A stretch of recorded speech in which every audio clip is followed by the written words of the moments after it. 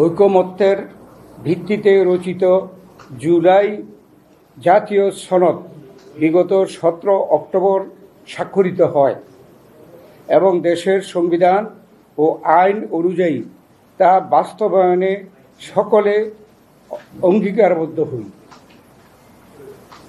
সম্প্রতি অন্তর্বর্তীকালীন সরকারের উপদেষ্টাদের মধ্যে কেউ কেউ জুলাই জাতীয় সনদের বাইরে কোনো বিষয়ে সরকারের সিদ্ধান্তের ঘোষণা প্রসঙ্গে যে সকল বক্তব্য দিচ্ছেন তা বিভ্রান্তিকর এবং ঐকমত্যের ভিত্তিতে গৃহীত সিদ্ধান্ত অগ্রাহ্যের শামিল বা অগ্রাহ্য করার শামিল।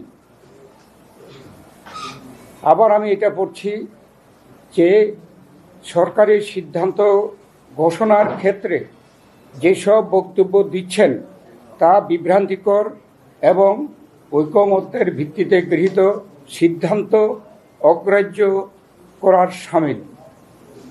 আমরা স্পষ্ট ভাষায় বলতে চাই যে জুলাই জাতীয় সনদে উল্লেখিত বিষয়দের বাইরে সরকার কোনো সিদ্ধান্ত ঘোষণা করলে সনদে স্বাক্ষরকারী কোনো দলের জন্য তা মান্য করার বাধ্যবাধকতা থাকবে না।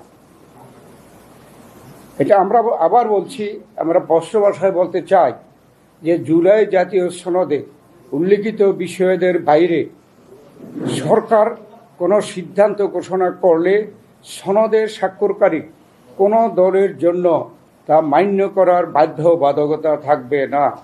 সেই ক্ষেত্রে সকল দায় দায়িত্ব সরকারের উপরই বর্তাবে। এই ব্যাপারে সতর্ক পদক্ষেপ গ্রহণের জন্য আমরা সরকারের প্রতি আহ্বান জানাচ্ছি। আপনাদের সকলকে ধন্যবাদ। আল্লাহ হাফেজ। বাংলাদেশ জিন্দাবাদ।